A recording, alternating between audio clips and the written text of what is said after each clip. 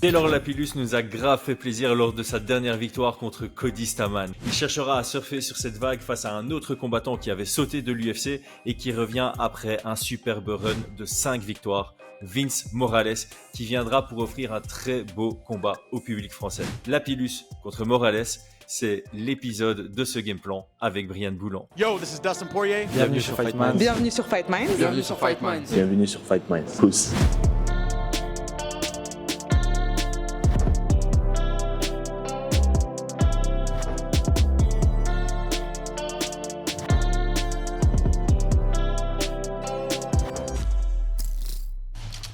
Paris sur le MMA avec Unibet. Quelle sera l'issue du combat? Une soumission? Un KO? Paris sur l'appli numéro 1 avec Unibet. 100 € de bonus sur ton premier pari. Brian, enfin, je change la question d'entrée. T'as tourné avec les deux. Tu vas avoir un avis très spécial sur ce combat. Alors, juste pour nous teaser, je sais que tu vas pas donner les insights parce que ça ne se fait pas. Mais comme ça, est-ce que c'est un combat où les deux ont un vrai chemin vers la victoire bien tracé selon toi?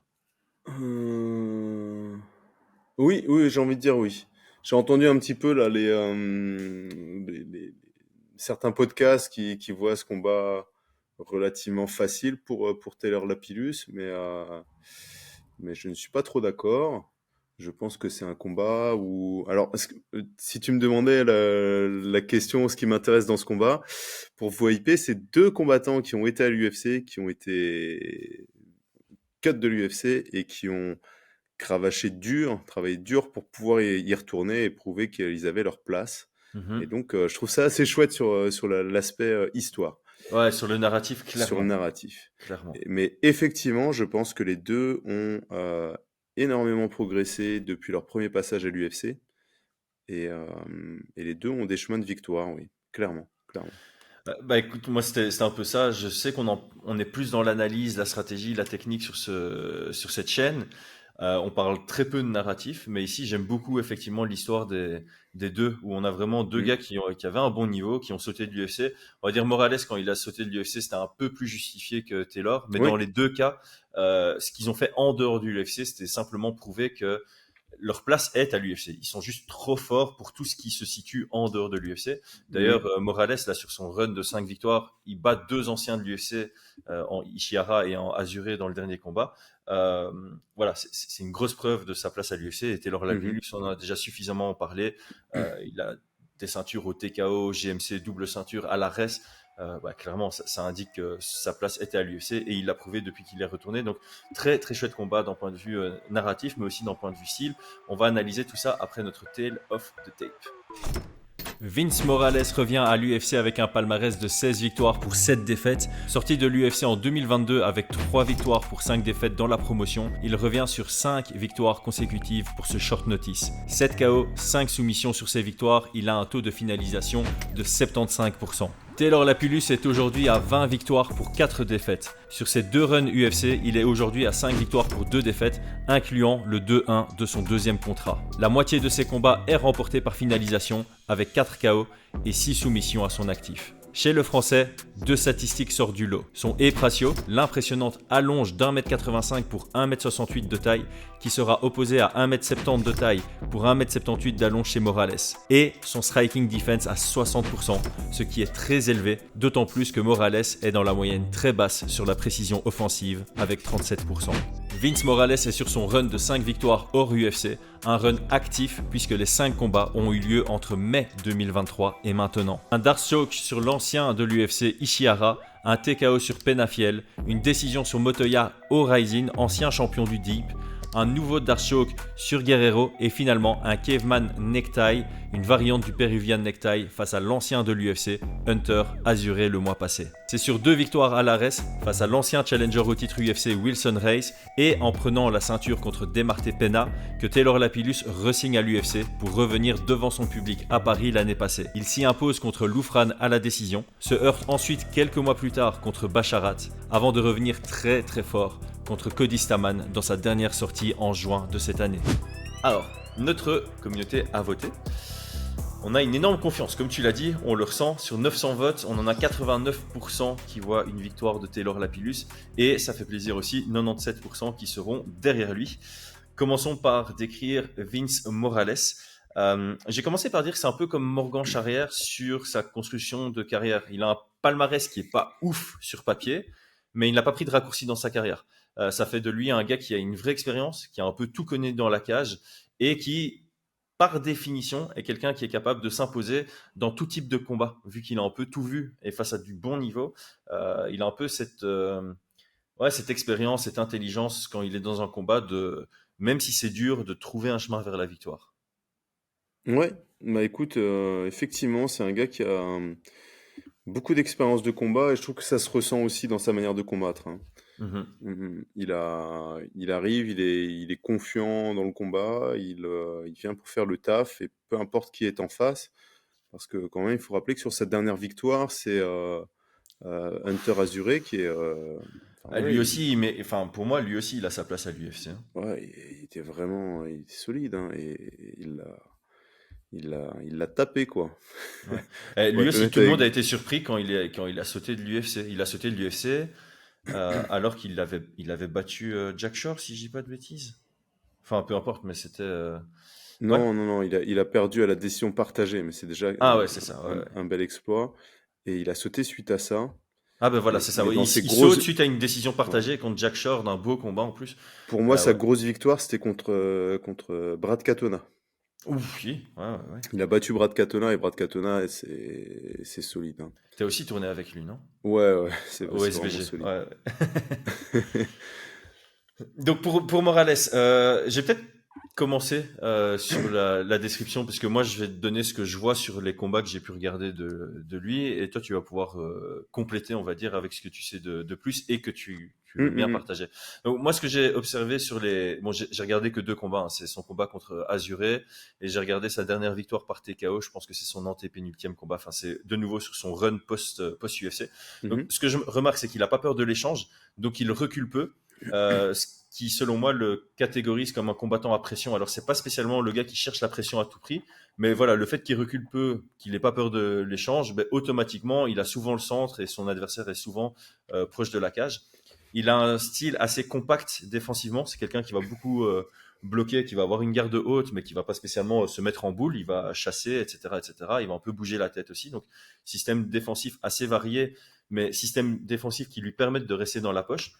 Les rares fois où il désengage en mode économe. C'est vraiment le petit pas de recul, pas de trop pour pouvoir réavancer derrière. C'est un combattant à combinaison debout. Bon, il va envoyer des single attaques, hein. Il n'y a aucun combo fighter qui n'envoie que des combos, mais voilà, son style, là où il est le plus percutant, c'est sur ses combinaisons. C'est pas des combinaisons où il frappe dur. C'est des combinaisons, je vais pas dire à la Nate Diaz parce que c'est pas du tout le même style, mais voilà, c'est 80%, 75% d'intensité dans ses frappes, ce qui lui permet de faire des longues combinaisons et d'être capable de combiner dans le troisième, dans le quatrième round, si ça doit aller dans un quatrième round, par exemple, son combat contre Azuré. Si ça continuait, parce que c'était prévu sur 5 rounds, ben, je le Mhm. voyais être capable de combiner encore dans le quatrième et dans le cinquième. Il est dans le volume, clairement. Il est capable de bosser en shift. Ça, je sais que tu aimes beaucoup. J'ai l'impression qu'il y a un peu ce côté bang Muay Thai. Il va avancer dans des combinaisons, passer de gaucher à droitier, de droitier à gaucher. Il a un bon travail au sol à partir du headlock. On voit un Peruvian necktie modifié dans sa dernière victoire. Dans son dernier run, il y a aussi un dark choke. Je trouve qu'il travaille bien à partir de là. Par contre, sur le grappling et la lutte, quand il est fatigué, clairement, il y a des risques démesurés qui sont pris. Il va chercher des soumissions à la volée, il perd bêtement des positions. Voilà, il y a une perte de lucidité quand la fatigue s'installe, et j'imagine que ça se reproduit aussi dans son pied-point debout. Ouais, c'est une bonne description du combattant. Ok. Ouais, ouais, tout à fait. Oui. Écoute, pour moi, c'est quelqu'un qui est relativement complet. Il a fait, je pense, un peu de compétition en boxe anglaise, hein, d'où le style. Donc, pour moi, c'est vraiment la boxe anglaise un petit peu son point fort. Et mais je pense quand même que pour le catégoriser, c'est vraiment quelqu'un de relativement complet. Ouais. Ouais. Mm. C'est Et comme alors, ça que je le ressens. Ouais. voilà. Et alors, tu l'as dit, hein, il n'y a pas de frappe très très puissante, mais c'est un gars qui est, pour moi, très endurant. Mhm. Et on le voit sur son dernier combat qui était prévu en 5 rounds. Euh, c'est clair que je pense que c'est un gars, dans la manière dont il s'entraîne, c'est un peu un slow starter, tu vois. Ok. Et il lui faudrait faire que des 5 rounds, tu vois. Ça va être intéressant dans la partie game plan, tiens. Je Le fait pense, que je ça en pense. slow Moi, starter, ouais. des combats que j'ai vus, il avance, il bosse bien. Il y a un très bon combat hein, pour moi, c'est le combat qu'il a fait au Rising. Donc c'était suite à la prépa qu'il a fait au Japon contre Ah bah, Yuki Montoya, je pense. ouais, profites-en pour expliquer pourquoi tu as tourné avec lui. Alors, donc moi j'étais parti pour être le partenaire sparring de Kai Asakura et donc c'est un pote à Kai aussi, Vince. Et il lui a demandé, ils s'étaient entraînés ensemble au Syndicate et il a demandé s'il serait intéressé de combattre au Japon et de venir se préparer avec lui.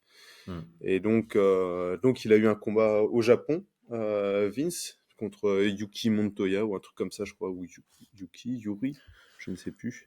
Est-ce que je peux aller voir? Attends, Yuki Motoya plutôt, que Montoya Motoya. c'est dans Princess Bride ça. Ouais, c'est un vieux film. Bref, et donc il était, alors pas réellement sparring partner, mais partenaire d'entraînement. Ils ont fait leur prépa ensemble. Ils faisaient plutôt tout ce qui est genre technique ou des trucs comme ça, ou les trucs un peu plus light. Mais lui, c'est sparring avec d'autres gars au Japon, et moi je faisais avec Kai. Et donc voilà. Donc c'est pour ça qu'il était au Japon, pour se préparer pour ce combat. Et d'ailleurs, ce combat qu'il a fait contre ce Japonais, pour moi, c'était un très très beau combat. Mhm. Très beau Et- combat, et dans sa capacité aussi face à... Enfin voilà, il est à l'étranger, face à tellement de monde, quoi, pour l'événement de la nouvelle année, tu vois. Hmm. Et très confiant, il a fait son taf, il a boxé, c'était un des plus beaux combats. Après, on a eu des super victoires, tu vois, par KO et tout, mais en tout cas, dans la gestion du combat, tu voyais qu'il était au-dessus, tu vois. Ouais, très mature. Mais encore une fois, tu vois, ça reprend un peu ce.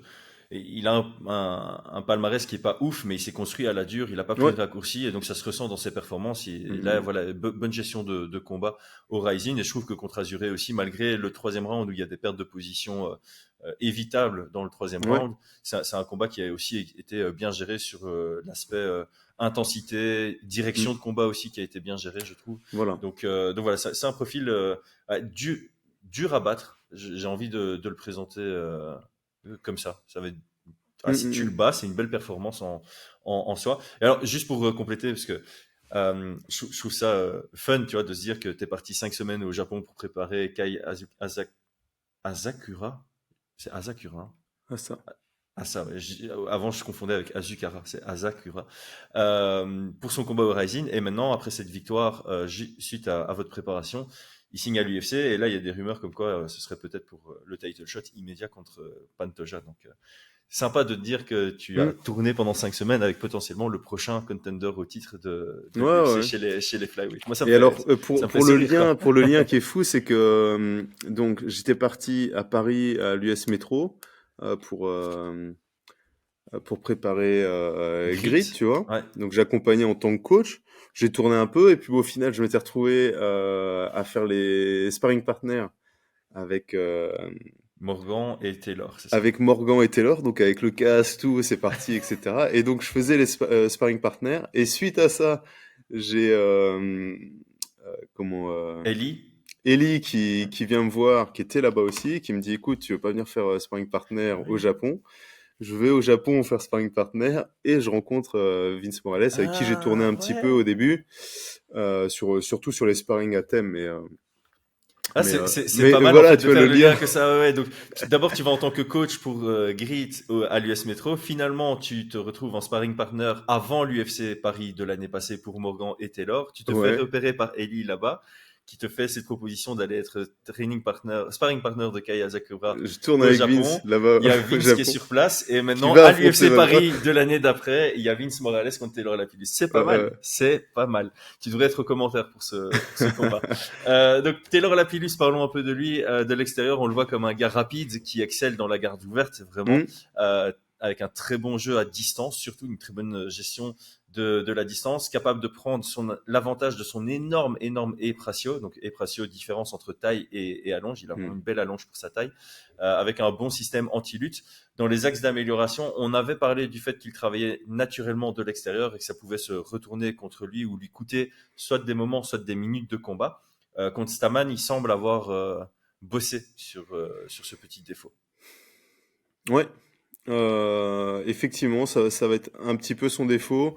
Alors dans ses points positifs, hein, on en a parlé dans l'émission juste avant, c'est il cherche à toucher sans être touché. Il peut être un petit peu évasif, ça se dit ça? Ouais. Évasif dans le combat. Alors pas fuyant, ça c'est peut-être que certains spectateurs trouveront qu'il est un peu fuyant, mais voilà, il reste évasif, toucher, partir, ne pas être touché, et c'est une de ses grandes forces, hein, c'est une des raisons pour laquelle il est au plus haut niveau et qu'il excelle. Effectivement, sur son dernier combat, il a montré un petit peu plus d'offense, d'action, de pression. Ouais. Et c'était vraiment un très bon choix tactique parce qu'il Ouais. il a battu quand même un solide client. Moi, son point faible, quand même, je pense, alors c'est très difficile à le mettre dessus parce que son gros point fort, c'est sa défense en lutte. Il est extrêmement difficile à mettre au sol, mais on a vu que sur sa défaite contre Farid Basharat, Ouais, Basharat. je pense que c'est son point faible et j'imagine que ça c'est le cas, hein, ça va plutôt être une fois qu'il est mis dos au sol. Donc Ouais. son grappling, je suis pas sûr que soit, enfin voilà, son gros point d'attention. Je pense que, mais ce qui est normal, hein, il se spécialise dans le striking, il se spécialise dans le déplacement et dans le fait de pas être mis au sol. Et on a vu que même un Farid Basharat qui pour moi est excellent. Techniquement, ça a été extrêmement compliqué de le maintenir au sol. Clairement. Mais une fois dos au sol, par contre, ça a été le chemin de victoire pour Farid, tu vois. Ouais, c'est ça. En fait, donc, Taylor Lapillus, il a vraiment plus que deux grandes forces, mais deux de ses grandes forces, on va dire ça comme ça. C'est son système anti-lutte, donc sa capacité à pas se faire coller. Et en plus de ça, une fois que tu arrives à le coller, c'est sa capacité à pas se faire mettre au sol. Ouais. Et puis Une fois que tu as passé ces, voilà. Une fois que tu as fesses au passé ces deux, sol, voilà. Ouais. il faut encore mettre ses épaules au sol. Et c'est compliqué, quoi. Voilà, et une fois que tu as passé ces, on va dire même trois grosses difficultés qui sont trois gros obstacles, une fois que tu as bossé pour ça, là, il y a un chemin vers la victoire. Mais voilà, il faut être très très fort pour obtenir ça. Voilà. Alors, parlons game plan. J'ai commencé par Vince Morales. Alors là, je suis pas sûr du tout. Je suis pas sûr du tout, donc je vais l'exposer et puis tu me donnes ton retour là-dessus. Pour moi, c'est un peu make it chaotique. Taylor, c'est fort, très très fort quand il a de l'espace, quand le combat est plutôt mesuré, structuré.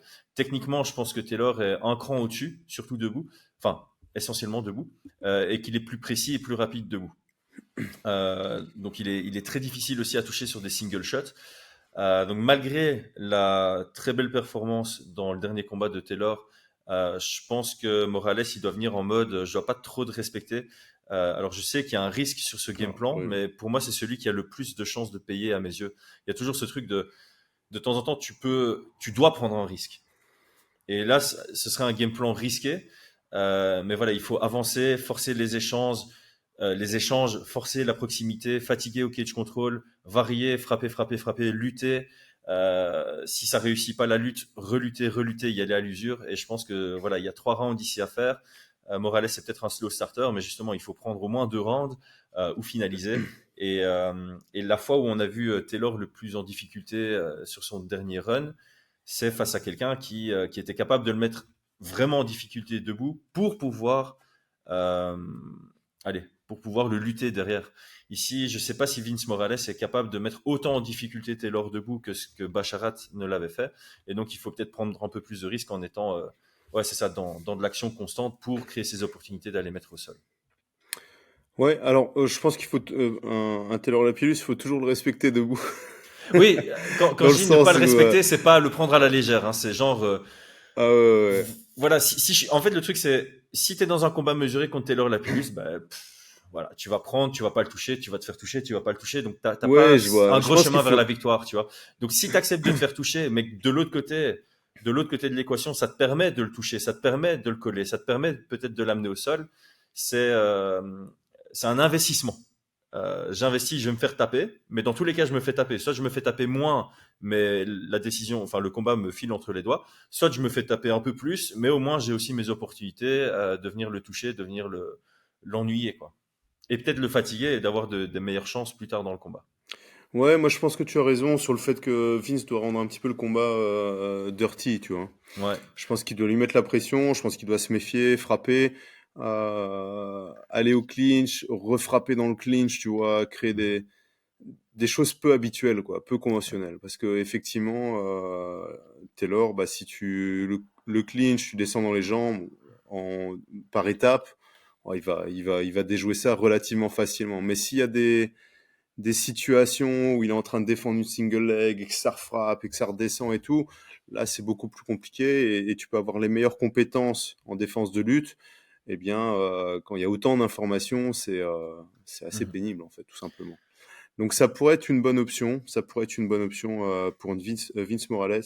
Je pense qu'il doit vraiment travailler aussi sur le cagecraft, donc la capacité à recadrer, parce Mhm. qu'effectivement, on a un Taylor Lapillus qui se déplace relativement bien et qui peut aspirer, et ça serait le plus gros piège, entre guillemets, Voilà, il y a pour Vince vraiment un Morales, piège c'est de là-dedans. Ouais. se faire aspirer, sachant que c'est un combattant à volume, tu vois, qui va chercher à avancer, avancer. Des fois, tu en oublies où tu es placé, tu te concentres que sur les frappes Mhm. pour essayer de rentrer, et tu te rends pas compte bah, qu'en fait, il est en train de t'emmener dans la direction qu'il souhaite, quoi. Et C'est la ça, direction, vers la collision. c'est la collision, Voilà. exactement. Donc pour moi, il doit à chaque fois, dans les déplacements, reprendre son centre, refermer, etc., etc., feinter beaucoup, envoyer beaucoup d'informations peut-être, Ouais. face à des gars qui cherchent à toucher en contre. Mhm. C'est aussi des choses importantes. Et pas que Ouais. en anglaise de l'information. Et je pense, le dernier point pour moi, je pense qu'il peut aussi un peu étudier ce qu'a fait Bellal contre Leon Edwards sur les amener au sol. On a un Leon Edwards qui défendait beaucoup en splittant ses jambes, mais de l'autre côté, en exposant un tout petit peu Ouais, c'est ce son que dos, tu fait. vois ce que je veux dire? Oui, Et bien sûr, ouais. Taylor le fait aussi. Et donc, on avait vu des vidéos après où on se doute que c'est Khabib qui a un peu donné des options à Bellal pour réussir ses amener au sol contre Leon Edwards et ça a payé. Et donc, je pense que là, il y a des techniques desquelles s'inspirer quand tu affrontes Taylor Lapillus. Ouais, peut-être, peut-être. Je pense que ça sera difficile quand même à mettre Ouais. Taylor au Mais bon, sol. tu vois, si tu peux avoir quelques options qui viennent Ah de oui, bien quelque chose qui a sûr, hein. fonctionné récemment, alors je suis pas en train de comparer la lutte offensive de Bellal à celle de Non, mais Morales, mais voilà. tu l'as très bien dit, hein, quand tu vois un schéma offensif adverse, aussi bon qu'il soit, si tu as la clé pour pouvoir le déjouer, bah, ça devient facile, hein. Voilà. Ça, Exactement. c'est des choses. Il y a des défenses comme ça, genre le shin whizzer, tu vois, à la cage, tu viens mettre ton Ouais. tibia sur la cuisse et puis tu gardes ton whizzer et tu peux frapper. Un shin whizzer, quand tu n'as pas la clé pour pouvoir mettre au sol, bah, tu peux faire un combat où tu le perds et tu as été incapable de le mettre au sol. Parce Mhm. que tu connais pas l'enchaînement de lutte pour pouvoir mettre au sol, peu importe comment est placé le shin whizzer. Mais une fois que tu as la clé, une fois que tu connais les amener au sol, bah, ça peut paraître trop simple presque C'est ça, ouais. de vue de l'extérieur. Et donc effectivement, quand tu switches, comme il le fait Taylor à la cage, donc dès que ça descend les jambes, c'est drôle parce qu'on l'a bossé la semaine dernière à la salle, tu vois. Et quand tu switches comme ça, bah, effectivement, ça a débloqué pas mal de monde. J'en ai vu plein après en sparring l'utiliser et sortir facilement. Et quand on me dit ouais, mais comment on fait pour attaquer quelqu'un qui fait ça? J'aurais montré, c'est la solution. Ils ont fait ah ouais, mais c'est trop court en fait, tu vois. C'est trop C'est ça. facile, tu vois. Mais en fait, une fois que t'as la Mais une technique, fois que ça, ouais. voilà, une fois que t'as la clé, tout devient trop facile, trop con. Et donc, tu as raison, on va pas comparer le niveau, mais c'est vrai que si Vince Morales repère ça et qu'il a un coach en lutte qui lui dit, écoute, face à un type qui fait ça, tu vas, par exemple, tirer la single leg, ou tu vas mettre du poids sur la jambe, etc. Eh bien, ça peut tout débloquer. Ouais, Ouais, ça peut paraître facile et le transformer en, ouais, en fait, il a une super bonne lutte, alors que c'est pas spécialement le cas, c'est juste qu'il a tellement travaillé cette technique que effectivement. ça fonctionne trop bien, Simplement. trop bien. Et en lutte, c'est souvent une question de clé. C'est souvent, quand on voit les lutteurs, ils ont un panel technique très important qui leur permet d'enchaîner. Et d'ailleurs, il y a une vidéo super intéressante où en gros, ils faisaient une sorte de sparring avec le coach qui arrêtait, qui disait stop. Et à chaque fois, il y en a un qui devait faire, l'autre s'arrêtait et l'autre devait faire une combinaison. Stop, et l'autre devait enchaîner. Stop, et l'autre devait enchaîner. Tu vois, pour qu'à chaque fois, en fonction de la situation, ils devaient mettre en place une technique qu'ils avaient appris. Une technique qu'ils avaient appris. Ah, Tu vois ce c'est que je pas veux dire? mal ça. Pour apprendre Ouais, l'enchaînement. ouais, ouais. Et puis comme Je ça, tu as t'enverrai aussi là. une situation réelle, pop, et là, situation réelle, tu te retrouves dans cette situation où tu as une technique que tu connais, hop, applique-la Et maintenant. alors, bah, si tu Ça, la c'est connais sympa. pas, bah, le coach dit, bah voilà, quand tu es Ouais. ici, tu as tel truc, ou tel truc, ou tel truc. Ouais, ça, c'est parfait quand tu fais des cours juste avec le coach et 2 élèves. Oui, Là, tu as vraiment, oui, bien sûr. pour s'améliorer, c'est énorme. Ok, Mm. pour Taylor Lapillus, moi, j'ai pas grand-chose. Je t'avoue, son jeu habituel, par défaut, devrait fonctionner contre Morales. Ouais. End control, toucher, pas se faire toucher, montrer un peu plus il a montré plus d'activité de volume contre Staman. Ici, Mm. je pense pas que ce soit absolument nécessaire. Il peut le faire s'il se rend compte que Morales vient justement pour mettre du volume et l'empêcher d'avoir son espace. Mais il peut être entre ce qu'il a montré par le passé et ce qu'il vient de montrer contre Staman, parce qu'il y a quand même un gros gouffre en termes de volume entre les deux. Et pour moi, le juste milieu est peut-être la meilleure intensité, le meilleur volume contre un Morales. Ouais, écoute, moi, clairement, hein, quand tu vois les deux combattants, de l'extérieur, moi, je vais pas trop donner de trucs. Je pense qu'effectivement, le striking de Taylor Lapillus est problématique pour tout combattant Hmm. de sa catégorie jusqu'au. Ouais. En termes de striking, c'est problématique parce que c'est un style vraiment très particulier à appréhender.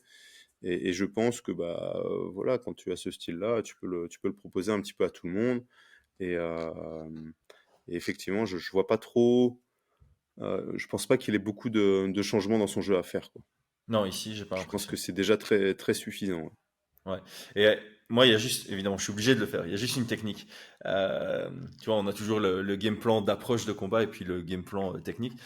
Contre Hunter Azuré, j'ai vu la main arrière de Morales chasser énormément l'axe. Tu vois. On est en Mm. garde ouverte, gaucher contre droitier. Enfin, Morales est généralement droitier, hein. On a dit qu'il shiftait dans ses combos, mais c'est plus un droitier de base. Mm. Je suis obligé, garde ouverte, un droitier qui chasse beaucoup avec la main arrière. Je suis obligé de lancer ma propagande cross high kick. Je dois la proposer. Je pense que voilà. Je pense que Frachet l'aura probablement vu, Taylor aussi. C'est quelque chose qu'il doit essayer à un moment du combat s'il voit qu'on a un Zuré qui décolle sa main arrière de son visage. Un Morales plutôt. J'ai dit quoi? Un Azuré. Oh, un Morales. Ouais, ouais, ça peut être une option. Est-ce Et que alors, tu as... Ouais, vas-y. non. Alors, ici, petite particularité sur les deux, quand même sur les deux combattants, parce que comme j'avais tourné avec eux, c'est pas des gros bantamweight, tous les deux, au final. Hmm. Donc, euh, donc ça, faut le savoir. Donc, c'est des gars qui sont endurants, qui se déplacent bien, qui sont assez rapides. Mais par contre, c'est vrai que, euh, ouais, c'est pas des gros bantamweight. Donc, je pense pas, par exemple, que, je sais pas si vous avez vu, par exemple, les dernières photos de Vince, il paraît à la fin du combat vraiment, vraiment stock, mais c'est deux combattants qui sont relativement similaires en termes de poids. Ok, intéressant. Euh, et les différences de poids, au final, moi, je les trouve à l'UFC parfois assez énormes, hein. T'as des gars qui viennent au combat à 67-68, et quand tu vois un Merab Dvalishvili qui était pesé à combien? 71, non?